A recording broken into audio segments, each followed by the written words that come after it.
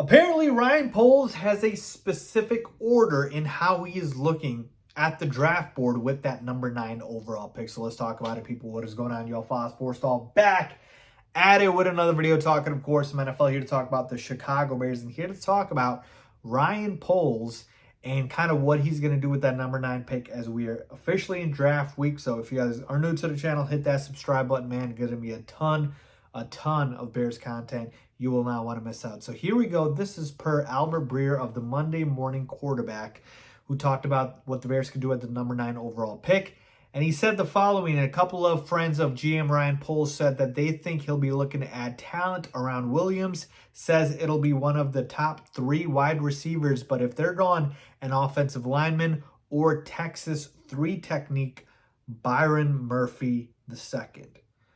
Okay, so let's talk about this.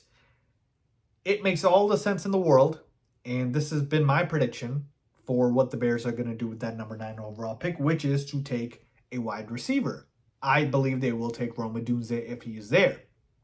Obviously, we've heard the talk about trading up for Marvin Harrison Jr. There's some trade-ups from Malik Neighbors.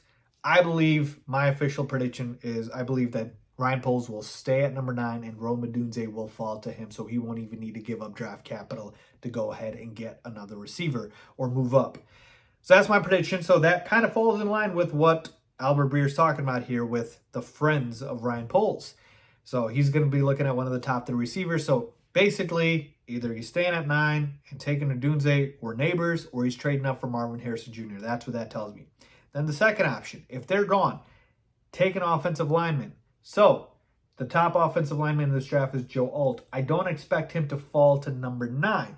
Do I think there is a world in which Ryan Poles trades up for Joe Alt? Yes, but I think it's unlikely. So if the receivers are gone by the time he picks at number 9 and he wants an offensive lineman, I believe he'll trade down. He'll trade down and he'll go ahead and then kind of assess who's out there. And there's a couple of offensive linemen. Again, Joe Alt's in his own category, but we have a couple of guys that are grouped together that you can get in the early teens to middle of that, 10 to 20 range. So I think then he'll trade down. And then finally, he said, or Texas 3 technique, Byron Murphy II. And folks, I got to tell you, I'm not trying to hate, but I think this would be the worst case scenario for the Bears to take Byron Murphy II. Because not only does it not address a clear need, right? Look, I know our defensive tackle spot isn't amazing by any means, but it's not as big of a need as pass rusher or, receiver or offensive line.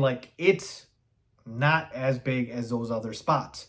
We have guys that are serviceable. So to me, if you're going to go ahead and try to take a D tackle, you might as well take a pass rusher. That's going to be more impactful.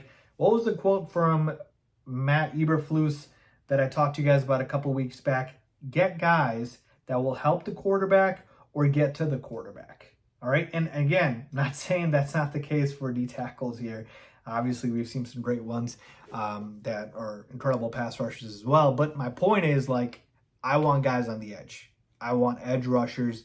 And so to me, I would be looking at Dallas Turner. I'd be looking at Jared Verse. I would not be looking at Byron Murphy. So to me, I really hope that doesn't happen. Again, I think that would be the worst case scenario. So to me, I hope we just end up with one of the receivers or otherwise take an offensive lineman. So it looks like the big change here that I think that we need to realize is if it's not receiver, Ryan Poles is going to go offensive line over defensive line.